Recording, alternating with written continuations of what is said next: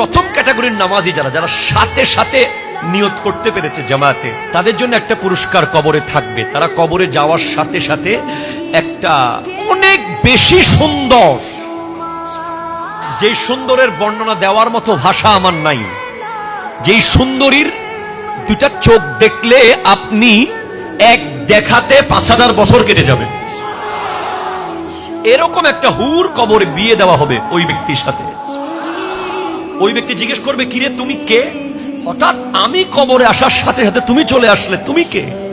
সেই সুন্দরী হুর বলবে, আমি তোমার নামাজ। এত দ্রুত এসে গেলে কেন?